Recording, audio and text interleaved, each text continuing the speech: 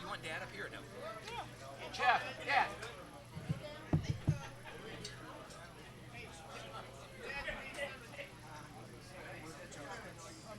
Stay home for so many years, I'm gonna drag him up there and say, This would be 43. I thought there was a step there. Huh? There's a step Yeah, there. me I haven't too. even been drinking yet. I'm going to be very, very, very how are quiet. things going? Good? Everything's going good? Good. Yeah, you tell me. You've had the whole team through. Is anybody scared about anything? The next guy I want is Mike Bates. Bates be good. I'm going to, I stopped and talked to Major yesterday. Kirk? When I was over there, yeah. And I said, I've had a lot of people say, is this a safe place to go? He says, oh, are you kidding? There's more security in this place than anywhere in the country. It's a lot of people.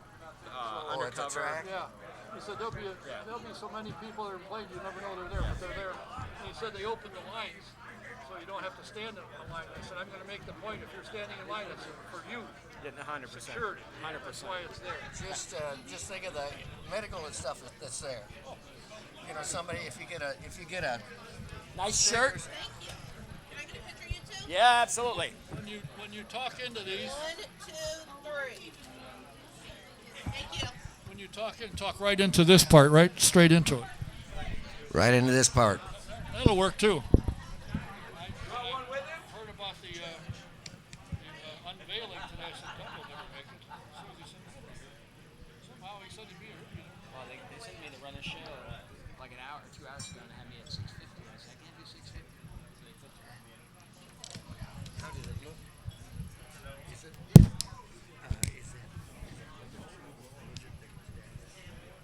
Phil, don't take any pictures of me, Phil. I usually charge.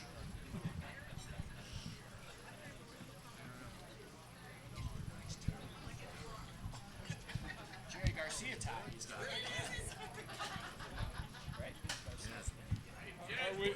Oh, geez, look who's here. Look who got off the gurney and came in. We'll do it.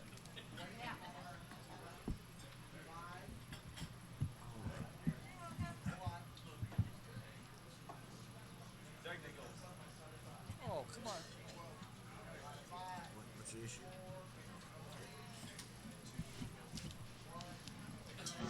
Welcome to the Autosportradio.com 2019 show. I'm your host, Don Kay. We are live from McGillivray Speedway at 30th and High School in the beautiful town of Speedway, Indiana. And when you come into town for the two upcoming events and you're here, you need to come to McGillivray. It's only about 2 miles west of the Speedway, and they got great food, great service, and of course the adult beverages are ice cold. Tonight's show is presented by Honda and Honda HPD, the Indianapolis Motor Speedway, the NTT IndyCar Series, and SVRA. Got a couple of things to mention before we get going, and I know these guys have to hustle, but don't forget, the first upcoming race at the Speedway this year is the 11th of May on the road course, and then the track opens on the 13th Monday morning for the oval. So get out there, or Tuesday. I'm sorry, Tuesday. It opens on Tuesday, and Phil Kaiser will be there singing, maybe. I have had a number of emails and calls and said, you know, it's the biggest sporting event probably in the world, and I think it is in the world, and there's all kinds of odd things going on.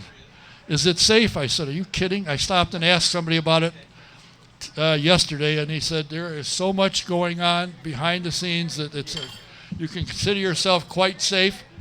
And if you happen to stand in line for 10 or 15 minutes, the reason you're doing that, they're going to check everything, and they're doing it for you. So don't squawk.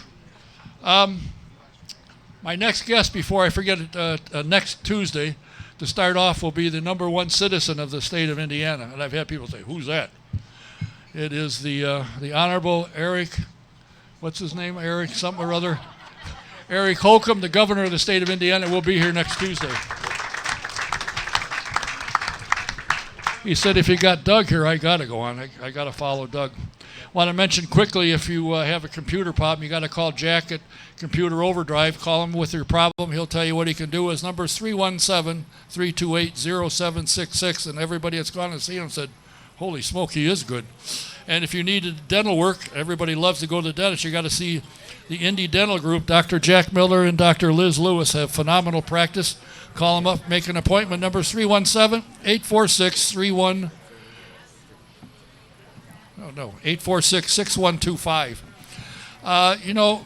You like vintage Indy cars? Well, the roar of yesterday is back. The Vintage Indy Registry presents a legend at the mile. Vintage Indy cars will be at the Milwaukee Mile June 15th and 16th in companion with the ARCA Midwest Tour Father's Day 75. A full field of legendary cars of the 500 will be on track each day along with fan-friendly Vintage Indy paddock.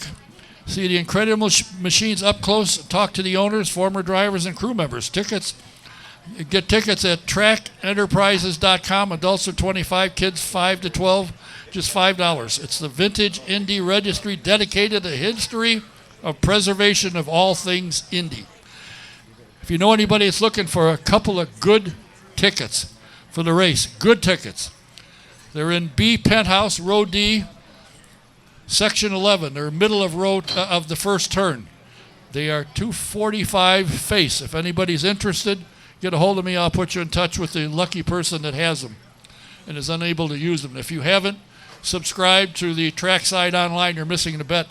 All the information on everything that's going on with the teams, with the series, sponsors, everything, they got it. For the Indy cars and the Road to Indy program, just go to tracksideonline.com and subscribe.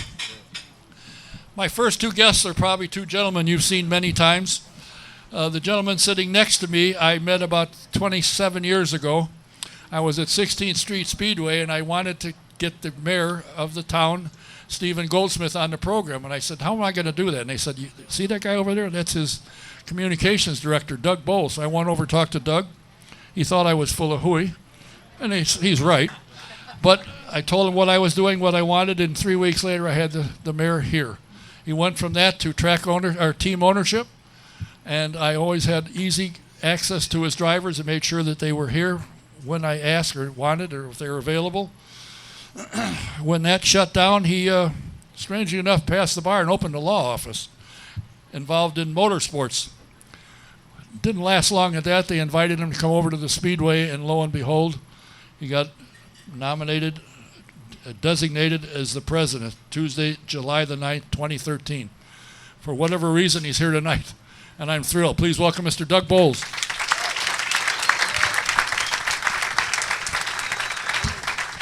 And sitting next to him is a guy, I don't know, you got to be careful when you talk around about him. He's been around working for the Observer since 1960. He kept Doug from going to the race until he got A's. But Doug kept track of the cars and so forth on 3x5 cards. He's been in love with it, and because of his dad's influence, obviously it worked. Please welcome the retired judge from Hendricks County Circuit Court, Jeff Boles.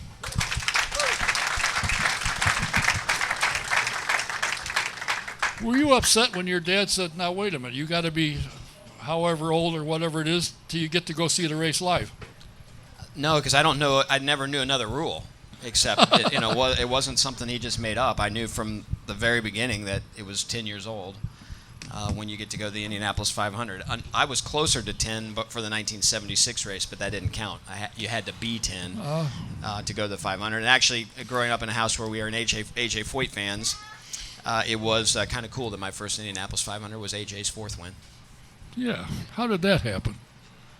Gordon Johncock had a problem that day. That's how it happened.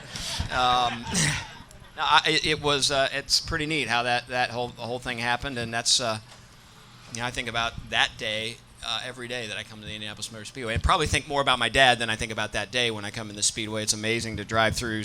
What the Gate 1 is different than it was obviously back then, but thinking about parking in the town of Speedway and walking with Dad and the cooler that Mom had made our sandwiches and our Cokes, and we were ready to roll. And that's probably the one thing that I consistently think about every day is my dad, and it's because of that memory. Judge, you obviously went to school to become a lawyer. What were you doing spending so much time? What was your attraction to motorsports? You should have been studying. Obviously you did. But it took me a long time to get through that law school, I'll tell you.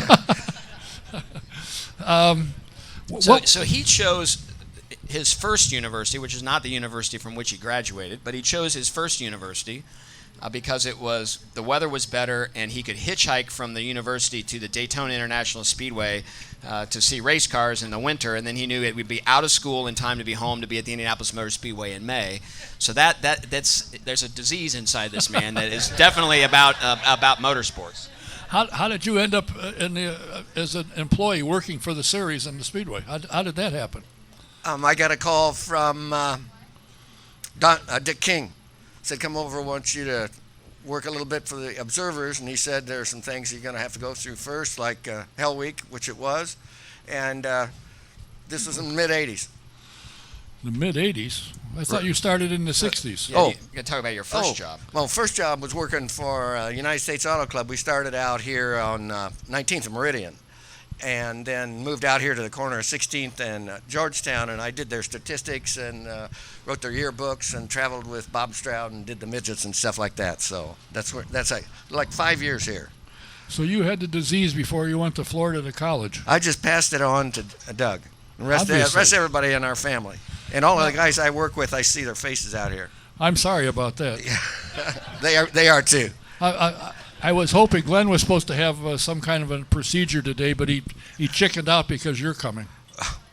That's the story Mary gave me. I don't know. Doug, when you got hooked into racing, what was your goal? What did you want to accomplish? What did you see? Here's what I'd like to do.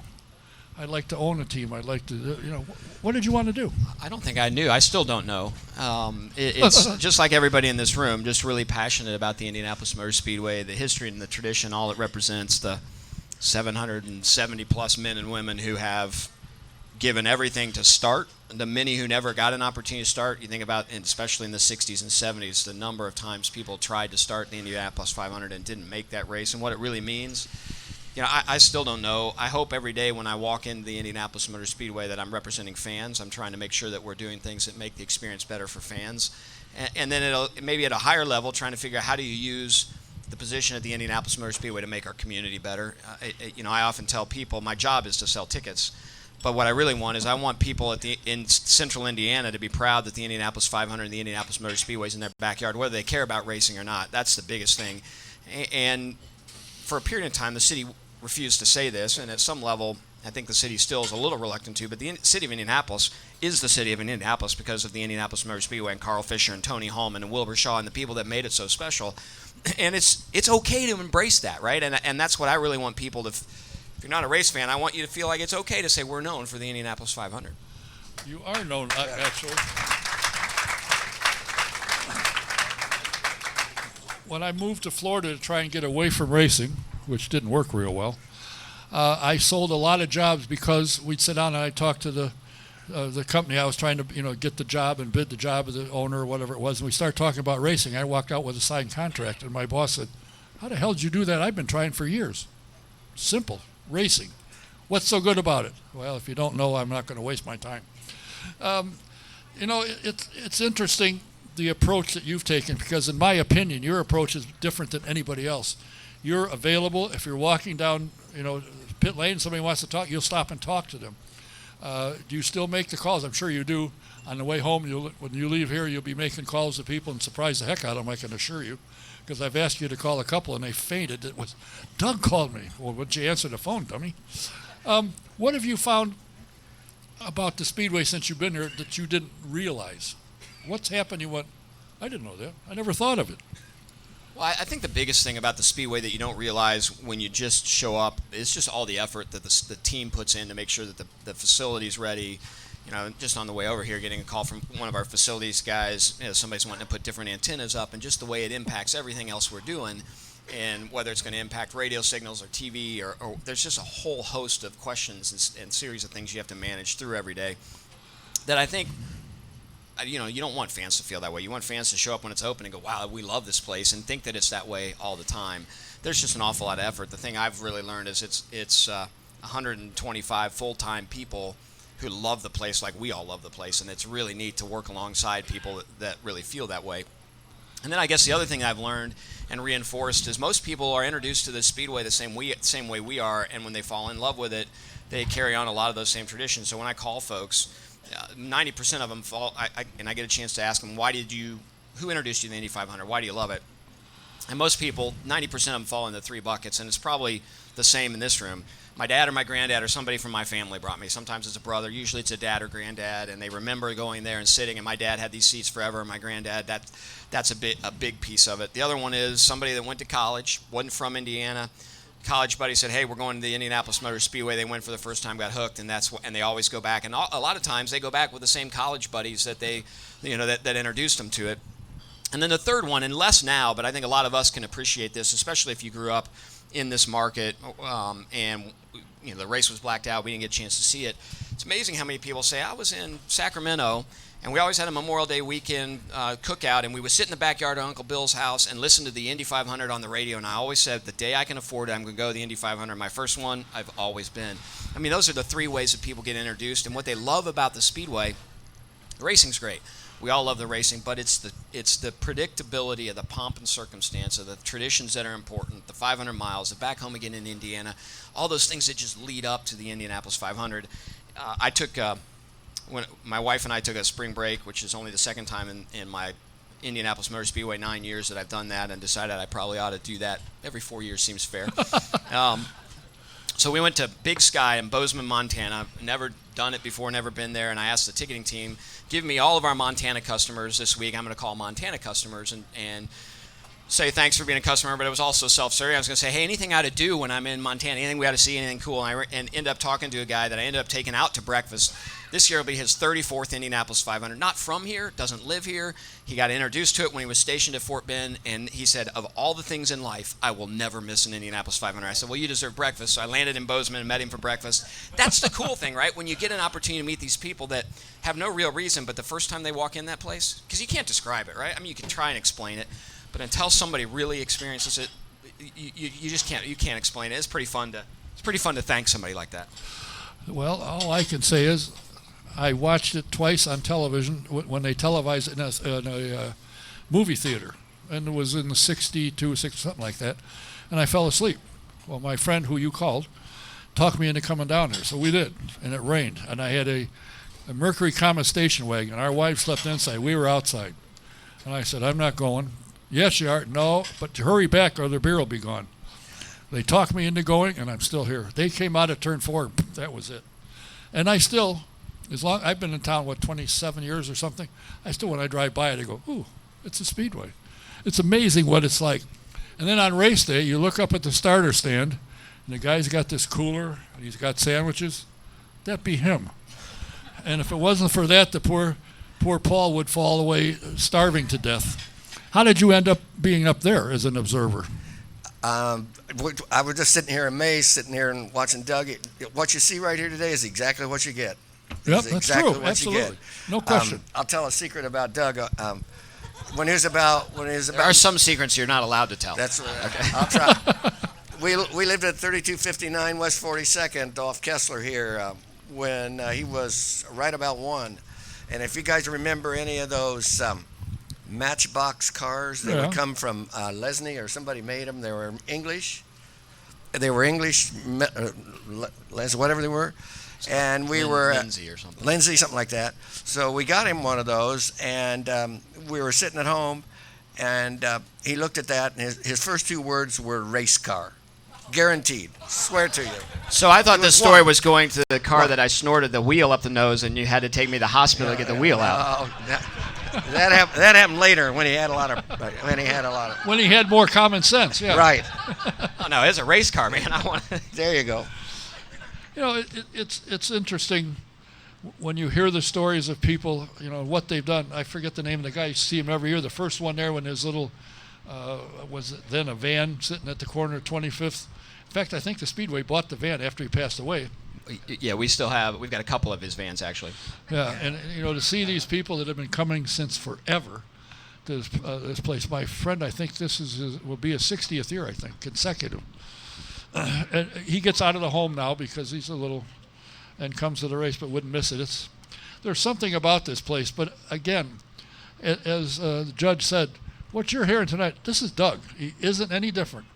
I will text him. He will, most of the time, I know I was there yesterday, and he was in 2 meetings, and the guy wanted to see him, and he didn't get out of either one. He's always busy, but he will respond. If you send him an email, he will respond. I sent one a few weeks ago to Mark Miles, and he responded at 11:30 at night. I said, good grief. There's a different group of people there. I think, to me, the thing that Mark brought is he knows how to put the right people in the right spot. You don't have to be a genius at motorsports. You got to know, because let's face it, the Indianapolis Motor Speedway is a business. I mean, it's an entertainment business, but it's a business. And I think that's Mark's gift, is really being able to put people in spots where they can excel and where they're gonna contribute the best to the whole. I think the perfect example of that is Jay Fry. Jay came in as our chief revenue officer and was fine there, but Jay's flourished big time running the competition side of IndyCar, and that's a lot of the successes you've seen over the last couple of years is because Jay started to really build relationships with team owners and drivers and look at things 5 years out and be able to sit down and say, okay, here's the plan, and here's how we're going to get there. And yeah, you may not like this step today, but when you get to this step, you're going to like it, so you got to hang with me today as we work through things.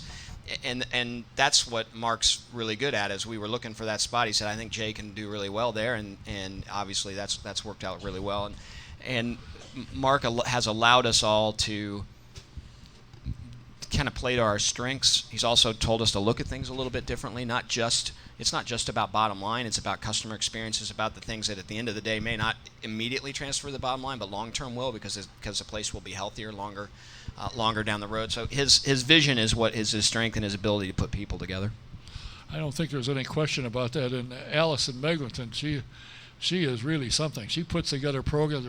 When she was here, I said, who are the entertainers? One of them's Journey, or Foreigner. Yep. Foreigner. I said, who's that? You don't know? No. And who's the other one? Cool in the Gang.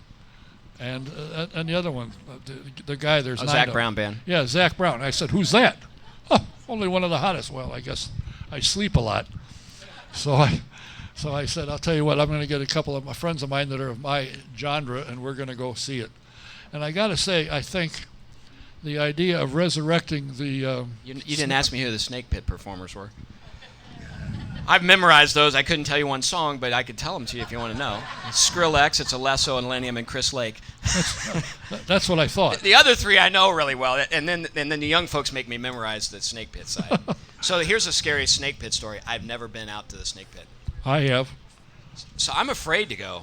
Because I was too. I want to be able to promote the Indianapolis 500 and remind people, hey, if you're under 30 and you're not yet an Indy 500 fan, here's the way to become one. Please come out there. And I'm afraid the lawyer in me will get out there and decide I don't like that. So the promoter in me won't let me walk out there. Well, I went there last year. Plus, I'd rather thank race fans. There you go. I went out there last year, and I worked my way in, 10 or 12 feet. If I fainted, it couldn't fall. Couldn't hit the ground. Holy Toledo. So the first year we started charging and really putting this together and really trying to go get top talent. The proposal was, hey, here's what we're going to do. We're going to try and get 30,000 people in this little space, and our first old people. So where are you putting seats? Oh, we don't need seats. Well, so you're like 2.5 square feet per person. Oh yeah, that's what everybody likes. So we don't, right? We don't. It's true. They like to be right on top of each other, bouncing up and down. It's a different generation. Yeah, but when you think about it, the first year, I think they had 6,000. Now it sells out at 35 or 37, something like that. We're about 29,000 total in there. Oh, they'll be in there. There'll be more. Yeah. They're coming. No. We're done at that number. We're trying to make sure that stays safe. Oh, good. Then I can get in. I'll fit. Sure. Well, I haven't lost weight like Eric has, but I could try. Judge, something interesting. Now you're not on the bench, so I can say that. We used to go out to watch him. You didn't want to get before this guy. Let me tell you, if you didn't dress right, he'd out. And on occasion, I would... we went and sat in the courtroom and watched what he did, and he didn't take any guff. And one day he said, hey, if you got something going on, call me. I said, but don't worry. So I called his office. I did this twice. Just a minute, it'll be right here. Pretty soon he shows up. I said, what did you do? He said, took a recess. And what I had was really important. Well, maybe not that important. But you'd leave, bang, a recess, and you walk in, you and I talk on the phone for 10 minutes, and you go back to work. I was just thinking about your show here, driving in here. How long have you been doing this? I started originally in 1974 in Chicago. And this is a very, very big thing about the speed.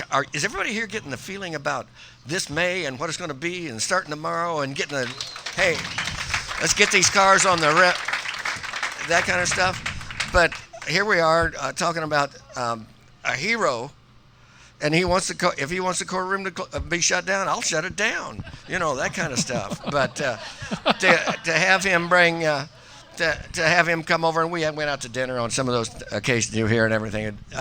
But this goes through the winter time and all of that, and then now we're right tomorrow morning, and we don't have to say is it May yet anymore. It's going to be May, and we just can't wait. A lot of that has to do with that gentleman right there.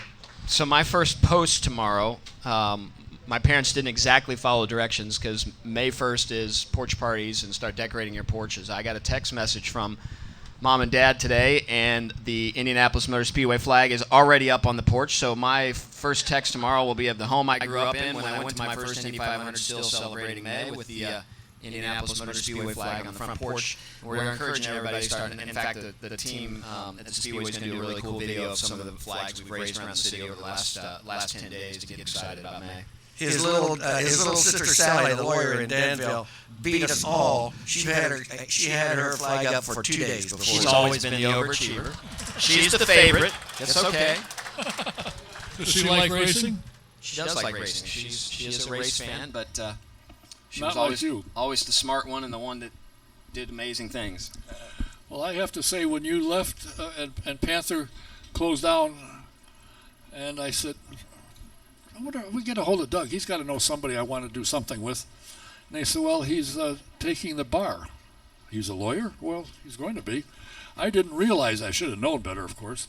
But then you started, once you got into the bar, you and your sister started your own firm, if I'm not mistaken. Well, no, I did my own stuff. I did a jury trial and realized I was way in over my head. And I called my sister and said, would you mind bailing your big brother out and being co-counsel on this and helping me prepare? And so Sally and I got to do a jury trial together, which was actually pretty fun to be on the sitting there with her and studying with her and having her kind of talk me through some of those things. So we're, thanks to Mom and Dad, we're a close family. We stay very close together, support each other, and it's still to this day. I had 2 younger sisters, and if you ask them sometime, if you see them how I dressed in high school versus how I dress today, it's a completely different Doug for sure. I'll tell you, he's got a sister over here that is a principal over at McClellan, over here off Washington, and that sister is Mary, the middle sister. And she can't wait to see Doug. He's going to drive his pace car over there and take his sister Mary on a ride around the school, and the kids are all they can't wait. They'll probably all do well on this I-Learn test or whatever everybody's taking right now. It's over. What the heck are you talking? That could take that test and pass it. What the hell are you talking about? I don't know either. 2 people know. All right, if you'd like, hey, Judge, we'll just sit. You can have your. We'll just sit here. Just step right in here. Good guy. How long do you feel that you will stay the president of Speedway? I mean, I'm guessing from knowing you and talking with you, if it lasted 100 years, you'd be happy. Yeah, so Beth and I, my wife and I often talk about what's the next gig, and the one thing I do know is there will never be anything as amazing as getting to represent 300,000 plus race fans at the Indianapolis Motor Speedway, and it's humbling. It's still hard to believe, right? It's still, I don't think, has really sunk in. I think as long as the board and the family will have me, and the day they decide it's time for me to move on, I'll shake their hand and thank them for the opportunity, and we'll figure out what's next. It's an amazing place with amazing people, and it's fueled by all of you that care so much about it. The other day when we had the oval test, the number of people that show up to sit on a mound in turn 2 to watch cars go around, and they bring their coolers and their chairs and their kids, and it is really amazing to see that. And I don't know that I'll ever get to work anywhere. I certainly will never get to work for a brand where people are that passionate about it. Although when we switched to Pepsi, I realized there's a lot of people that are passionate about Coke. But let me tell you, and so I grew up in a Coke household, and my grandmother, his mother-in-law, lived to be 103, and she drank a Coke every day. It was a chocolate Coke, but she drank one every. That was her big thing. But let me encourage those of you that are Coke folks about Pepsi. I got a text message today of a picture. So we just signed that deal 2 weeks ago. Whenever we announced it, Pepsi is already activating. The Kroger in Greenwood already has their Pepsi stuff up. The Krogers and the Walmarts in this market are going to get Pepsi Indianapolis 500 stuff. They are committed to promoting the Indy 500, and I appreciate everything Coke's done. But Coke didn't want to activate. Coke didn't want to help us sell tickets. Coke didn't want to help us make the Indianapolis 500 what it is. And this wasn't a money decision. This was a decision to put the Indianapolis 500 in front of consumers that aren't necessarily race fans. And Pepsi's made a huge commitment, and they proved it in 2 weeks. They've already turned it around. You're going to see stuff in Speedway convenience stores. So there was a real business decision behind it for why we did it, and it wasn't cash. And I noticed yesterday when I went into the credential office, as I went, I see a crane. I said, yeah, what in the world is that crane doing? They taking the stands now? What are they doing? She said, I don't know. And she looks out the window. I said, no, it's way around. And then I realized they're putting up the Speedway sign. Yeah, so where the Sunoco sign was, if you think at the end of E Penthouse, is now a big Speedway sign. And actually it was kind of entertaining yesterday because it was so windy, and that sign was like a big kite. We were having a meeting in my office. Allison was facing the window. I was sort of sideways just glancing to try and see, and finally Allison said, Doug? I said, yes. She said, can you close your blind? Because I'm really nervous about those guys in the winds. So we closed the blind so Allison wouldn't worry. How's the painting of the Turn 2 suites coming? I haven't seen it today. I think it's gonna look good. Well, I hear there's. I was told keep your eye over there. Maybe you'll get a quick bit, beat on everybody and what it is. They wouldn't tell me. Yeah, so I think that announcement is next week. It's going to be a gray with a little bit of highlight in it, and a familiar name that we're all familiar with, and a great person who has been involved in the sport, is still involved in the sport, is putting a name on it that means a little bit to this community, so we're excited about it. All right, I'll keep driving by. Not getting anywhere, obviously. Judge, has your enthusiasm for the sport waned any at all? Can I answer this real quickly, and then you can finish? So if I don't get to do that very often, by the way. So normally, as a speak when spoken to. Sorry, I didn't mean to. So if I call my dad, the first, usually it's, hey, how are you, from my end, and he'll say, any racing news? I think we all feel the same way as I do, that each year it gets better and better and better, particularly over the last, say, 8-10 years, those kind of things. There were some kind of issues, but that's right. We love him. But that's the thing. And some people get burned out, and people like that. All they do is complain.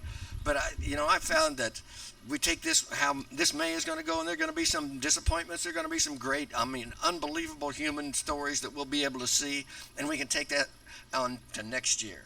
And if you keep that kind of positive attitude, just going out and looking at the green grass over at the racetrack. We worked the Honda thing and the rookie thing, and our guys over here over the last 2, and just see how it's growing. You can't get enough of this. When you first were coming out, and when I was, yeah, they'd win the race by a lap, and people couldn't wait. Oh, it was great, come back. Now they win it by a second and a half, and it wasn't that close. Oh, really? I mean, the competition, and I've said this 100,000 times, in my opinion, they say Formula One's a world champion. I disagree a little bit, because in order to win this championship, you got to go short ovals, big ovals, road course, street course. You got to master it all, and to me, that's a race driver. Yeah. So I know you got to move on to bigger and better things. Oh, Couldn't by the be any way, better Actually, than right you here. have to move on to bigger and better Yeah, things. There is an Indy 500 winner, I think, that's next. Gotta And be then sitting Melinda right- Hull, who is also an iconic person in our paddock that you get an opportunity to talk to. And she's doing some great things in our space and helping out as we continue to celebrate a name that means an awful lot to us, who, when So my first year in the Indy 500 working there was in 2011, and when Dan won, I thought, oh my gosh, how awesome is this? We have a 2-time winner, young guy who loves the Speedway more than just about anything, and and you've sort of built in that 50-year promoter to help us sell tickets for the Indy 500. And then obviously we know what happened that fall, but his name still carries an awful lot of weight, a lot of special moments for all of us, and Melinda's doing great things to continue to help move that forward. I have to say, I called Beth the other day. She said, "What are you doing calling me?" No, she didn't say that. Because a number of you were here when I had her son, Christian here. He's a world champion jet skier. What a nice young man. He was really impressive. People here said, boy, he's intelligent. I said, you do a lot of these? No, I haven't done many, but it didn't bother him. And I called Big Joe, and I said, you got to put him on the program. Has he called you? Because he said, I'm going to get a hold of Doug, and we'll get them both. No, but Beth did tell me you called, and that I have not heard from Big Joe. But I mean, look at who Christian's parents are, right? I mean, he's got a dad who races cars and speaks for a living. He's got a mom who's passionate about motorsport, world champion jet skier herself. And then he's stuck in a household with Connor and with me, right? So he doesn't have a choice but to really care an awful lot about the sport. And he is it's been pretty fun to watch him racing, and for him to go over to Thailand and win like he did was pretty impressive. You know, the thing that got me is that he beat a guy that had been in the sport 30-some years and won 22 championships, and he beat him. Yeah. And she said they were down at Daytona here a week or two ago. He'd never been in the ocean. She said the waves were high, but he finished 5th out of 35. He did a very nice. Now, did you happen to ask him about changing right front tire for Connor last year? No. So this Christian in high school set all kinds of records in athletics in high school, and just college wasn't what he wanted to do, and he went to motorcycle school and loves to take things apart. And so last year they asked him to change actually it was a left front tire for Connor, and there's a ton of photos of guys still changing tire where Christian is already sitting on the wall. He is unbelievably fast. The McLaren guys just asked him if he'd work for them, and he's put it off. He's waiting for the right opportunity. But he's another one of those guys that's sort of like a NASCAR pit crew guy that is unbelievably fast and athletic. So you may see him in May showing off a bit. It's amazing how fast he is. Good. Well, I know you got things to do, and I'm sure I speak for most people here. Thanks for what you're doing for the Speedway and for the town of Speedway and putting it on the map. And if people in the Midwest don't know about this race, they've been asleep, because you're everywhere. Well, so it's you guys that put the race on the map. Thank you for letting me go out and tell the story of how much you guys love it, and that's really what makes it special. If it wasn't you all that made it special, no matter what I said, nobody would believe me. So it's the stories that you guys tell that make it special. Thanks for giving me that opportunity. Next week when the governor's here, two things to ask him. So the governor turned 50 last year. I sent him a text and said, hey, we lit the pylon for him because he turned 50. I said, here on the Yard of Bricks, come on out and have a beer and let's celebrate your 50th. And I figured, no way. Get a text back. He says, we're on the way. Can we bring the dog? So, and then Thursday night, and nobody knows this. So Thursday night, he's coming over, and he's a huge basketball fan, and he went to high school with Tim Cindric, so he and Cindric are really close. We're going to put a basketball goal on the front stretch, and we've invited him over for pizza and beer so he can play basketball on the front stretch of the Indianapolis Motor Speedway. So ask him how his birthdays have been at the Indianapolis Motor Speedway. It's good to have a governor that loves the sport we all love. Yeah. Thanks for being here, both of you. Thanks for what you're doing. Doug Boles and the judge who started it all for him. All right, come on up. Melinda, come on up. My next guests are on their way. I want to remind you, for those of you who may have worked at the Speed or been around, John Black passed away, and they're going to have a memorial service for him on Sunday at, what's the name of the park in Speedway? Lisa, no, it's not. Lisa, what's the name of that park? Cranor, that's what I thought. Cranor Park. If you get a chance, go on out there. Come on, Melinda, wherever you are, come on up. Okay, take your time. I know, they won't leave him alone. I understand that. I want to remind you, if you need insurance for your home, your car, your commercial property, give Mike Pardee at VP Insurance a call. He's at 5004 West 16th Street in Speedway. Call him up. You'll find out you get better coverage for less money. His number is 317-248-0070. And if you were here Saturday and you like Beep Line, they are going the 18th. They'll be at Free Spirit in Castleton, the 31st at George's on the northeast side.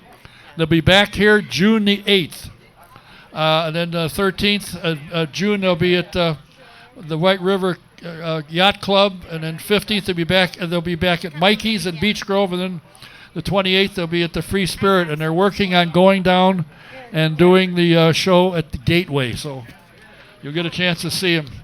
And don't forget, if you want to take a ride and see what these guys like about IndyCar racing, you go to the Indy Racing Experience and book yourself a ride on the two-seater.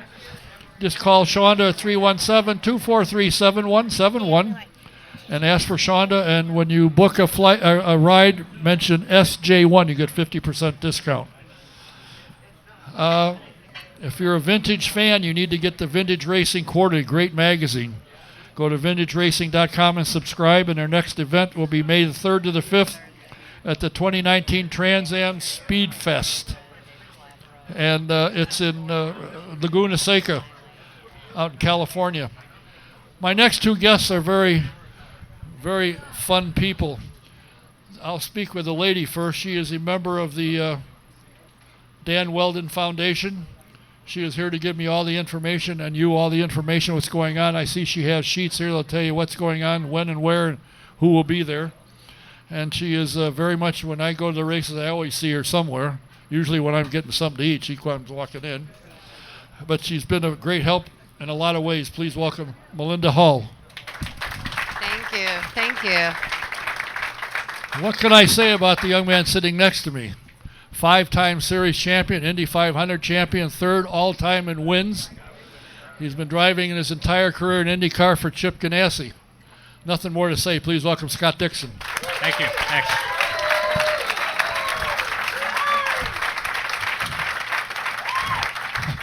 Kind of a funny thing. I got the text from Jana that you were coming. So I sent a text to Kelby. He said, yeah, I know. He just called me about it. I said, I hope it's clear. He said, oh, yeah, he'll be there. Happened quick, right? Happened quick. That's yes. Good. How are you? I'm doing pretty good. You know, it's actually some nice weather outside for a change. The weather for the last few weeks has been pretty crappy. Yeah. So no rain, which is good. How are your girls? The family's good. Yeah, the girls are. I just went horse riding with them today. They had I wasn't riding a horse, but they were. I was watching them ride a horse. They had lessons this afternoon, so just after school. But they're doing fantastic. You know, I got to ask you, how do you put up? You have a guy that's always around, always hugging somebody. Wad. To have him around has got to be unusual. Sorry, I missed the first. Wad. Wad. Dennis. Having Wad around. Oh, Wad. Sorry. Yeah, yeah. Dennis. He's. I don't know. Maybe a couple of people here know Dennis Wad. He's my. Oh, jeez. Our bus driver. He's been since 2008, I think. So it's been a while now. So, but he's family. Yeah, he's a great person. You know, he's been in the sport for many years, and yeah. All I can say about Wad is that he's a big character. And he's part of our family. When you came over to America, what was your thought? What was your dream? What did you come over? Did you come here to go to IndyCar and go to the 500, or were you just happy to get here and get started? I came actually to America when I was probably 8 years old and went and did like just the normal touring and did Disneyland and Universal Studios and all that kind of stuff. But came over here a couple of times to do kart racing in kind of probably when I was about 11 or 12, just to actually watch. I didn't really get to race over here. You know, my family wasn't very wealthy, so it was very expensive, obviously, racing. But yeah, it wasn't till I think 1999 I was actually on my way to Europe to test in Formula 3. And we had an offer to do the Indy Lights test at the end of '98 season in Sebring, Florida. So we went to Sebring. The test went fantastically. It was a 2-day test with all the Indy Lights teams, and ended up getting a ride and a deal that we couldn't refuse. You know, we basically were trying to go to Europe and get a ride with no money. and we got close to that with the deal that we had with Stefan Johansson's team and Vern Schuppen at the time that ran a two-car Indy Lights team, and ended up landing that for the 1999 season with Ben Collins, which a lot of people may know Ben Collins now. Actually, he came out, he was the Stig. I don't know if anybody watched Top Gear. That was my teammate in 1999, and then on to Pac West in 2000. Yeah. But yeah, I don't know. I think for me, I just loved racing. It didn't really matter what it was, but my passion, I think, for IndyCar racing really came when Mansell came over, and New Zealand is a very European-based country, and I always watched Grand Prix racing and Formula One racing for most of my early years, but to see oval racing and how fun it was to watch, and how close the racing was, and how you could see everything going on, and the different strategies, and the likes of the Andrettis and the Unses, and for me it was a fanatical situation that every race I just wanted to watch from that point. And then when I first came over again to see an IndyCar race or a kart race was 97 season. I went to Vancouver race and then to Laguna Seca and watched the dominance of the Target cars and then won the championship that year, and ever since that's what I wanted to do. How did you get hooked up with Chip? It was a weird situation. I was driving for Pac West at the time in 2001. 2001, then 2002, 4 races in that first season, and they went bankrupt. And I was kind of tagged to Toyota. I was one of Toyota's, young drivers, and Chip actually had a team with Toyota, very successful one, a little bit different from the team that I started with, and they kind of asked him to continue the program. They would supply the engines and things like that, and that's how we got teamed up. I was kind of like the third wheel. It was a totally separate team, and we kind of ran alongside. Actually, I debriefed with Bruno Junqueira and Kenny Brack that year. That was the team that I was a part of, and we had some great races and a lot of fun. But that's how I got teamed up with Chip. Yeah, it was more Toyota. I don't think Chip really wanted me. It was kind of the first meeting was, I remember Stefan Johansson, who's still my manager now, and he's like, oh, we got a meeting with Chip today. We need to go, try and work out Toyota say that the deal's done. We just need to try and talk about how much you're going to get paid, or if you're going to get paid, or anything like that. And I just remember feeling about this big when I left that meeting. Chip was a guy that had won a lot of things even at that point, and was I think leading the championship at that point, but had the likes of Montoya and Zanardi and Jimmy Vasser, and for me it was so amazing to go to that facility, which is still the same one that had newly been built in Park 100 there. So yeah, it was a interesting meeting again. I didn't really say much. I was kind of told what was happening, and that was it. and whatever. Nothing's changed much. And as a result of that, you've been there, 18 years now? Yeah, I think this is my 19th season. So, yeah, that makes me feel really old. But no, it's funny. Like, IndyCar racing itself has evolved and changed a lot. I think we've all seen that, whether it's on the inside of a race team or being a fan or going to the circuits and the tracks. And but I think a lot of it, is definitely been for the good. I think the racing has evolved. It's super tight now. Just the competition is crazy. When I first joined back in those days, if you were with a great team, you really never ever competed with the smaller teams. You were just that much better. Whereas now, I think across the field, anybody's got a great shot. I think out of the 22 or 23 cars run, there's probably 15 easily that can win, and I think so far 4 or 5 have done so. Yeah, it's been 4 for the start of this season, and I don't know how many we saw last year. I think it was maybe 13 or 14 different winners or something, or maybe not that many, maybe 11 or something. So it's it's what we've grown accustomed to. It's definitely gone are the days where I think Dan Wheldon and I had years where we would win 6 races or 7 races in a season. Now if you're winning 1, it's a great year, and if you can win 3 or 4, then you're probably going to go on to win the championship. So it's interesting right now, and IndyCar and both the Indianapolis Motor Speedway have done a great job in promoting and transforming, and one of the we're one of the few sports that's heading up in all the ratings, whereas a lot of others aren't. So it's good to see. So you're happy. You think when I first met Jay, when he was in the sales business, I was impressed with him, and he told me he owned a team and ran a team and sold and all that kind of thing. Then when they put him as president of IndyCar, I thought, wow. And it's obvious, and everyone I've talked to said, he's got it because he's been in the paddock, and now he listens, because where he was before, he'd have a complaint. Nobody really cared. But he listens, and you guys get together and you tell him what you need and you work it out. Seems to be working.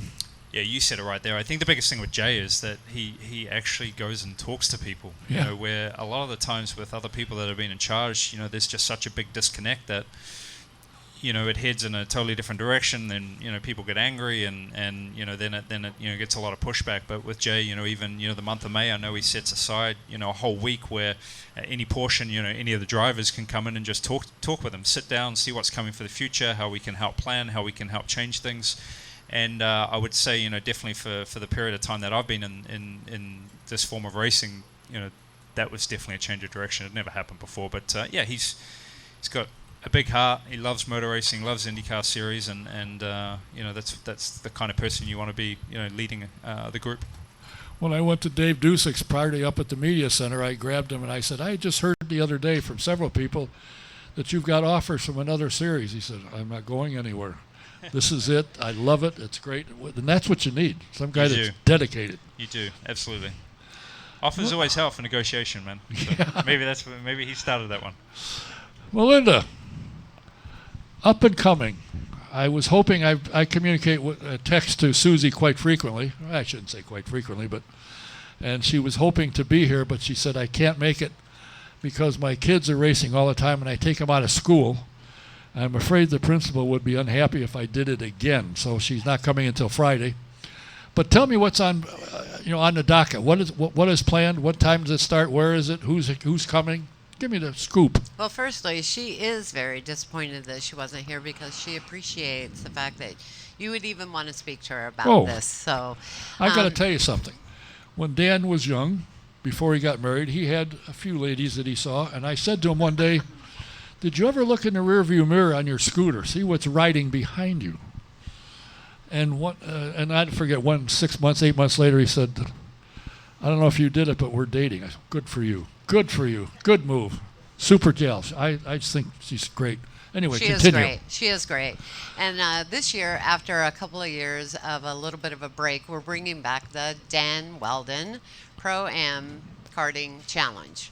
It's May 5th out at Newcastle, and a lot of you probably know Newcastle and Mark Dismore, and his track out there is wonderful. So he's been a big help on helping us organize this and put it together. Like I said, May 5th, it's open to the public. It's free to the public, and there's no place that you're going to be able to get any closer to an IndyCar driver than there, because there really is no restrictions on where they are or where you are, except the staging lane for the actual race. So, like I said, it's May 5th. The first practice session is at 11 o'clock. Gates open to the public at 9 a.m. We'll have qualifying at 12:30, and the actual Pro-Am race starts at 1:45. And what it actually is it's teams of four, sponsored teams of four, and we connect the professional driver with 3 amateur drivers of the sponsor's choice. So they're not all, very knowledgeable about go-karts, but they're all out there to have a lot of fun and raise a lot of money for charity. And the chosen charity for Susie and Dan has always been Alzheimer's, because Dan's mother had early onset Alzheimer's, so it was really important to her. And the first year we did the go-kart race, we gave Alzheimer's $150,000 from the proceeds. It was a great job. Thanks. And she got to name a research grant or a research program in the name of Sue Wheldon. So she was very proud that she got to do that, and we were very proud that our sponsors helped that. But more importantly, the support we get from our community. I've been with Scott. Many of you might know Mike Hull, Scott's boss. I'm Mike's boss. So I've been with Scott for 19 years. And I didn't so- realize he had a boss. Well, he does. Ask him. So when we decided we wanted to bring it back, people like Scott and James Hinchcliffe, and I'll read the list of names because it's very impressive. It's Scott Dixon and Tony Kanaan and Joseph Newgarden and Colton Herta, James Hinchcliffe, Felix Rosenquist, James Davidson, Connor Daly, Marcus Erickson, Gabby Chavez, Pippa Mann, Ed Carpenter, Alexander Rossi, and Spencer Pickett. So there's a group of people that all stepped up and said, whatever we can do to help you, we're happy to do it. So we hope to see everybody. I printed out a few schedules. If somebody wants one, I'll just leave them up here. And you can come and enjoy the day with us at Newcastle. Scott, I got to ask you, at Dan's memorial down at the field house, guys told stories about him, how they went to Japan in his room. I was at his house once, and I said, I'll never go in again. Afraid I'd get dust or something. But he had all his clothes and his shoes all lined up in the room, and they packed them all up and sent them home. But tell me some of the strange things that you encountered with Dan. Yeah, I think his attention to detail, which I think was a big deal in why he was so successful too. But especially on the oval racing, just the small things that he would feel or notice or whatever, definitely helped how quick he was on the track. And even typically we have a debrief sheet. Teams do it very different ways, but an oval, realistically on a piece of paper is just two corners, right? But Dan would use pages of writing to describe what the car was doing in two corners, and that was something I was like, man, can't you just put like understeer here and a bump there and oversteer there? Like that's what mine would have, literally about 5 words on it, where his would have about 300. So he was like that at home. I think again, the many times I went to his house, you would not even want to wear socks in his house, because the lint would come off on the floor. You couldn't use any of the sinks because it would leave watermarks. So you'd always have a paper towel that if you use the sink, then you'd have to wipe it down. Well, first to start, you had to take your shoes off outside the front door. Absolutely. So it's. I think we saw that evolve somewhat once he had Sebastian, and then Oliver. You saw him change in some of those ways. But yeah, that story in Japan where I think it was Dario TK sent Brian. All his left Yes. shoes, FedExed them back to America, so he didn't even have one set of shoes. And then the other part was pretty bad too, I think, where they put he had a lot of face creams, hair products.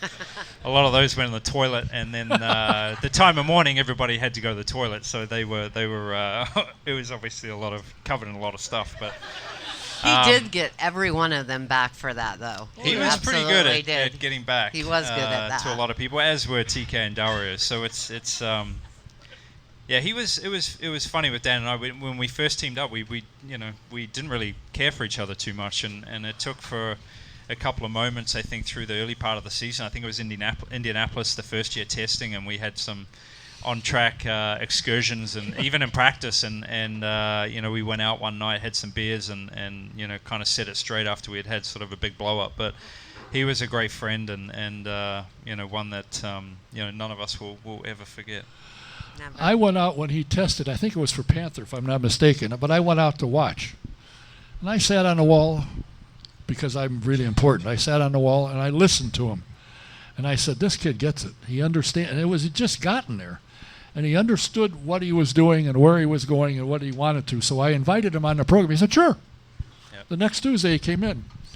When I said he was coming, people said, who the hell is that? I said, you wait. And, of course, for once in my life, I was right. You were, absolutely. And the last time he was here was the last interview he did.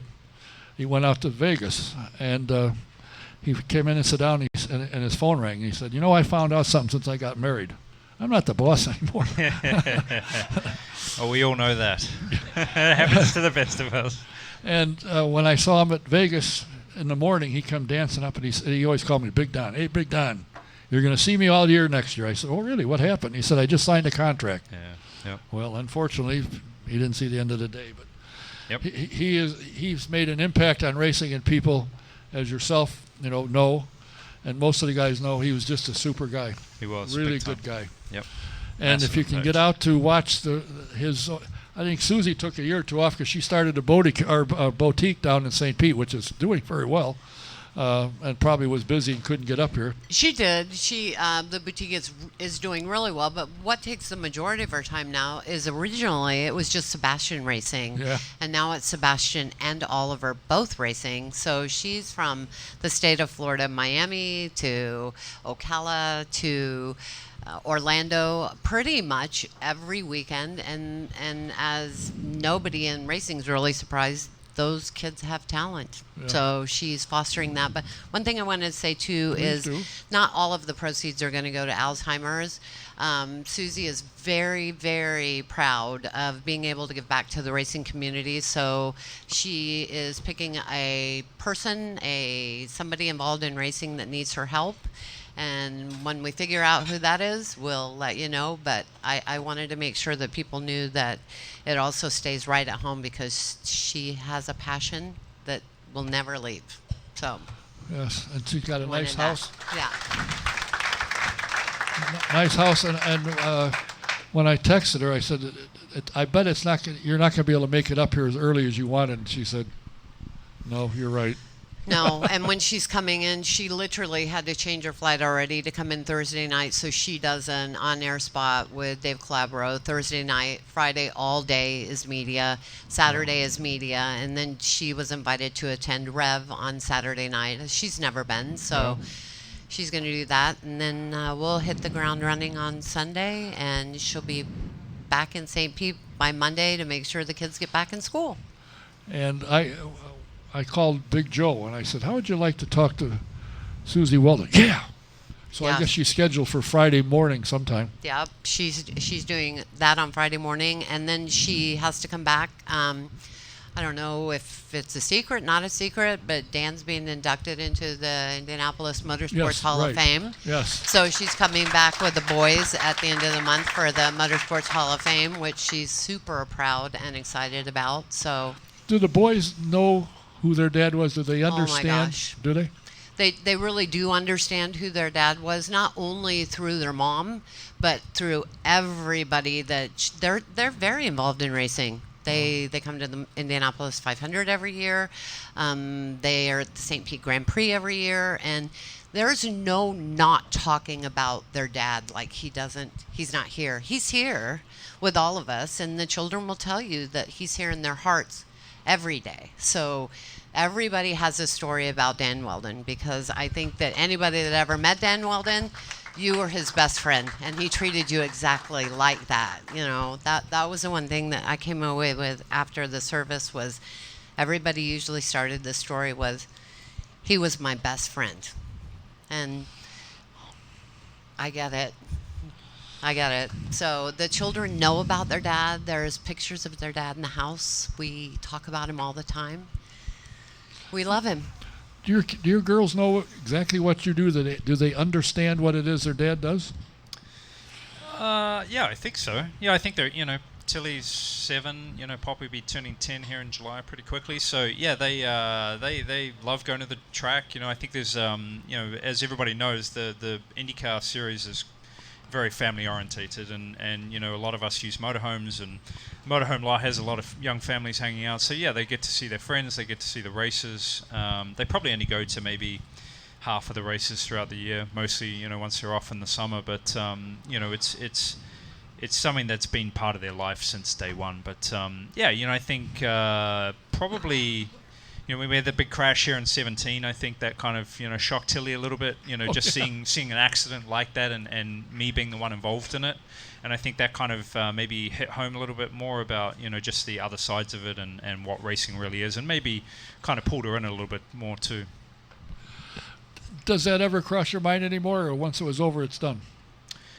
No. And there's different levels of, crashes. I think that one was, it's probably one of the most spectacular ones, but it's funny. I think the ones that linger with drivers the most are ones that you maybe cause. So if you maybe lost control of the car, I know there's ones that, in my early career, I think I had a record at Milwaukee one year where I totally destroyed 2 cars in 4 laps. I still remember those ones, a lot. And I was sent home. There was no cars left, and Chip was pretty mad. But I don't think that record will ever be beaten either, to be honest. But so yeah, I think it's more the ones that you lose control of the car, or you do something, that you could have probably stopped.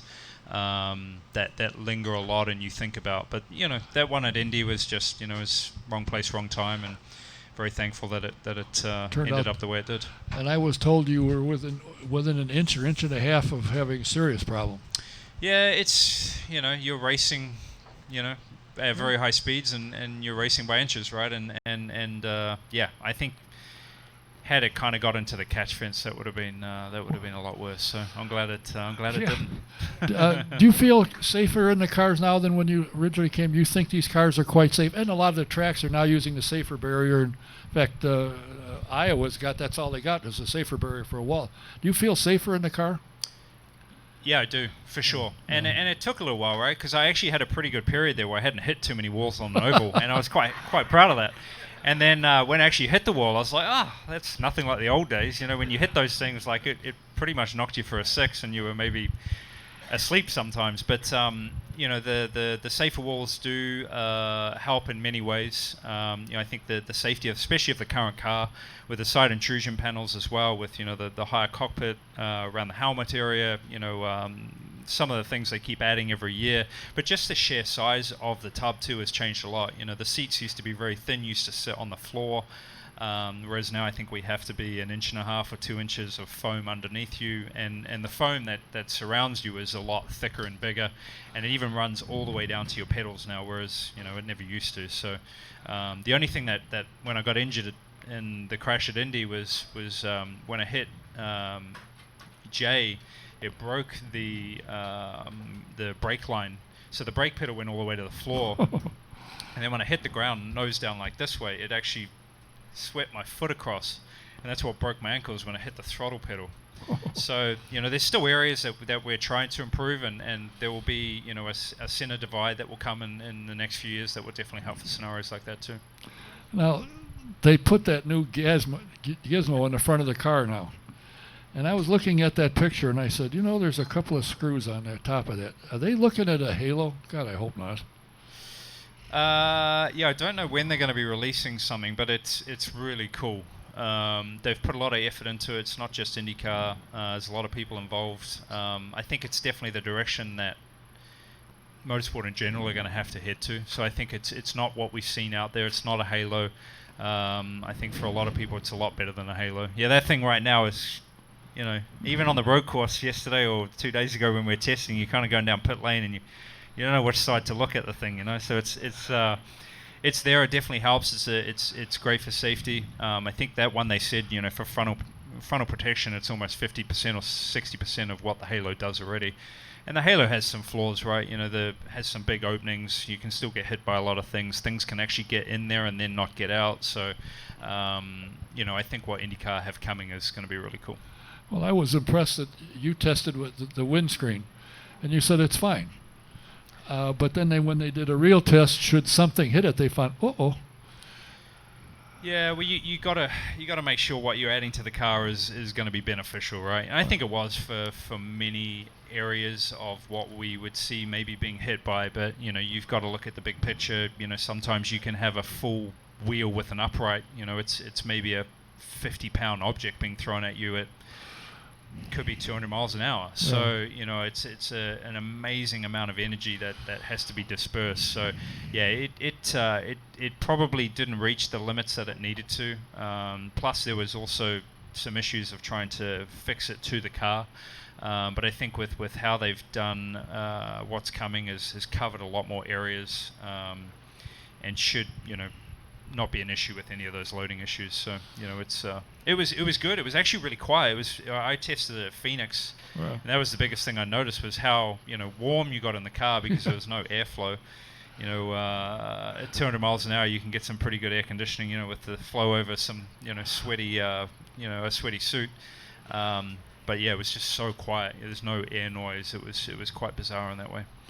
And the thing that I got is, I said, there's got to be distortion when it bends. I said, no. None. Yeah, it was pretty good. I think that test piece had like some little distortion, kind of on the left side up high. But those were actually that was designed for an F-16. So right. it they I'm sure an F-16 pilot didn't want to have to looking through a distortion piece while he's trying to shoot something. Well, tomorrow's May 1st. Your second win is just around the corner.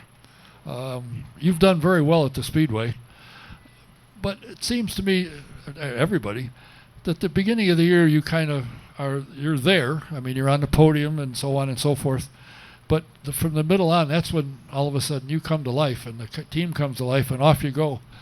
5 championships. Boy, that's, and I've said this a million times and I'll say it again. In my opinion, and it's just me, that you win the IndyCar Championship, you got to be one of the best drivers in the world because they run, I mean, you guys run 3/4 mile tracks and you run 2.5 mile tracks, street and road courses in between. If you win the championship, you got to be one of the best, if not the best in the world. Thank you.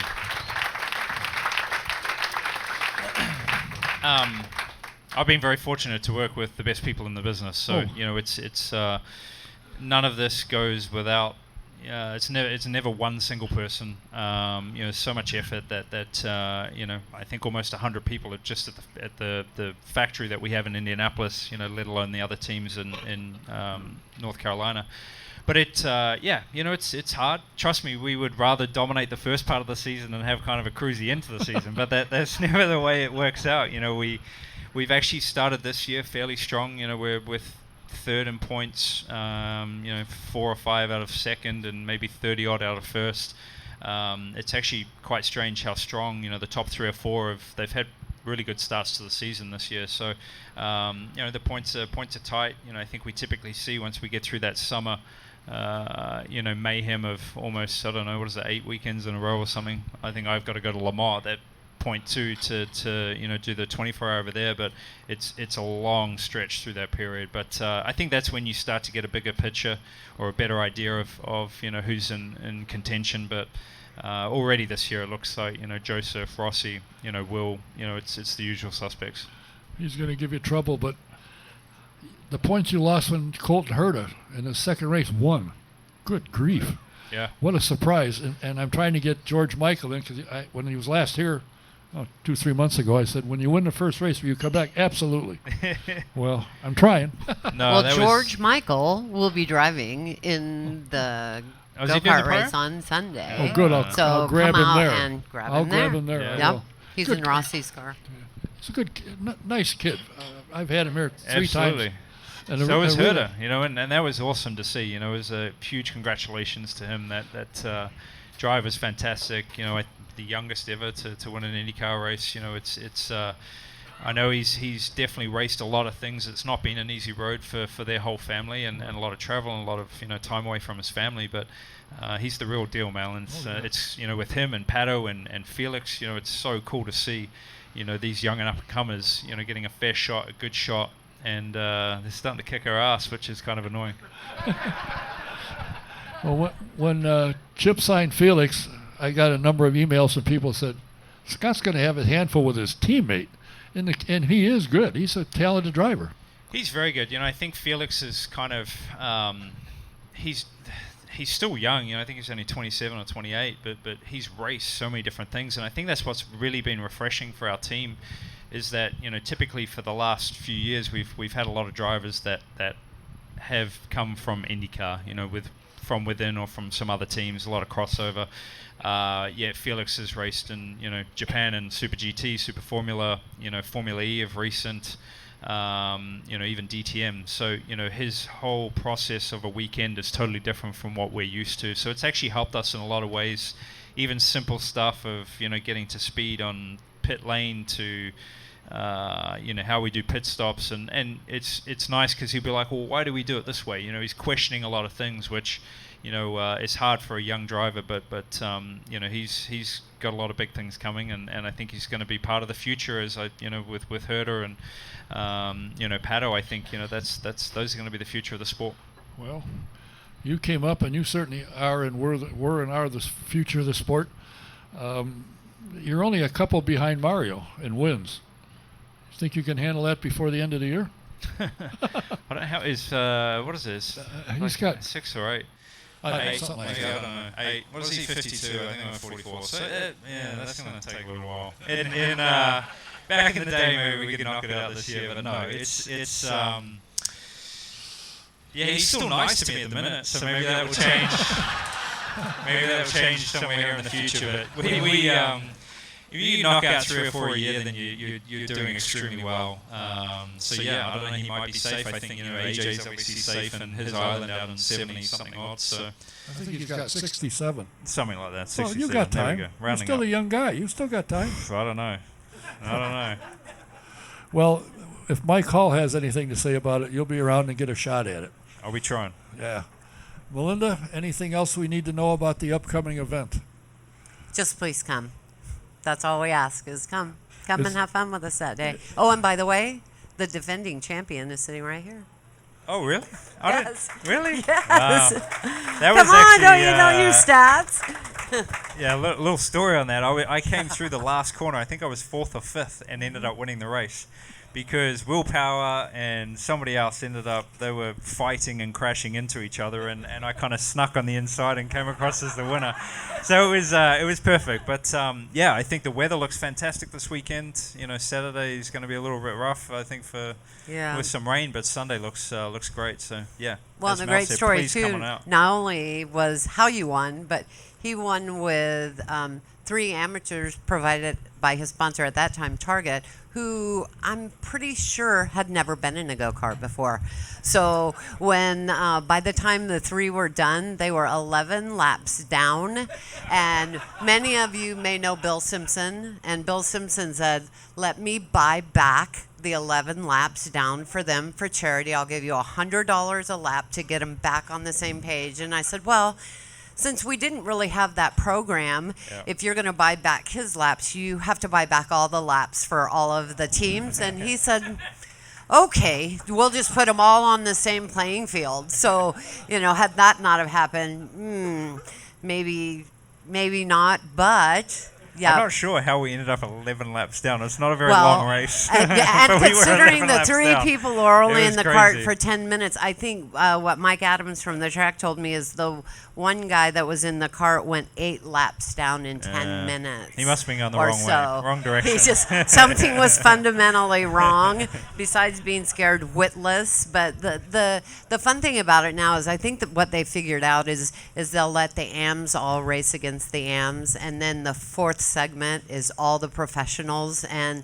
I will say in that very same race, Marco Andretti flipped in the infield, and I thought, oh my God, how am I going to call Mike Andretti and tell him that his son is not going to race in the 500 because maybe there was a small problem at a charity go-kart race, but there was no problem. Everything was fine, and we all just have a ton of fun.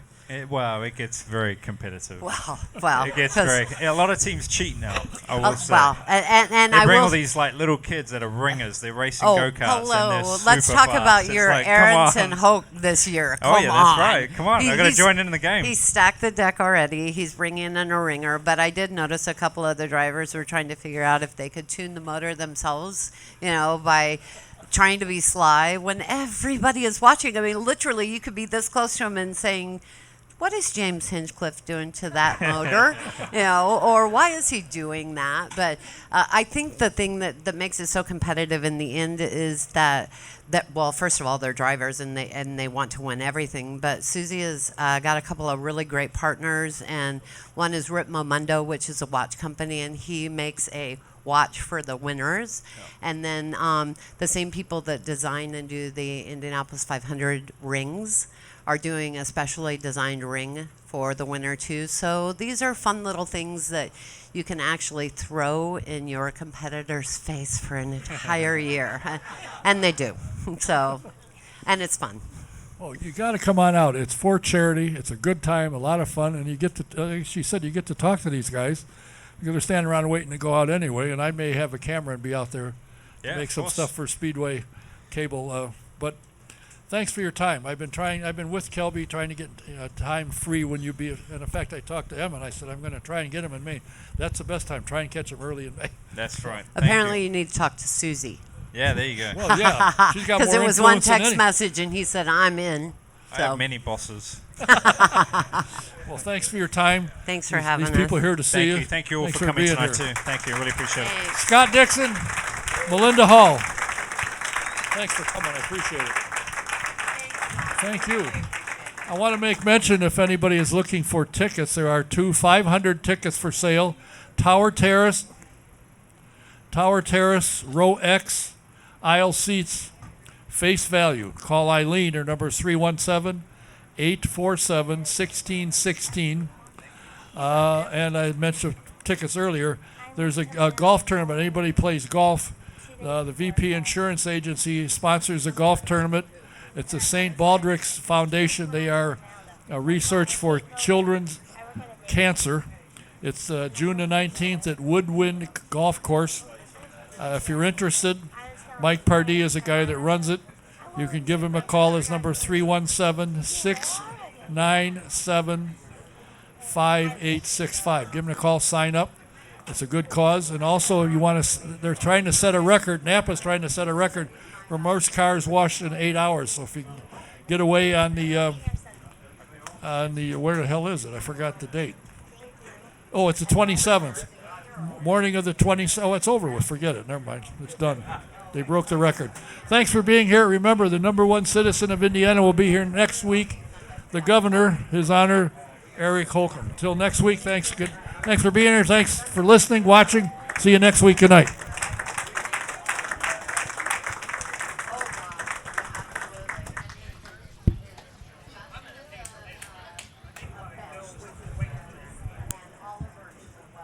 Thanks, Don. Yeah. This should be fun Sunday. If you want to get the schedule of the event, I got some flyers up here. Come up and help yourself.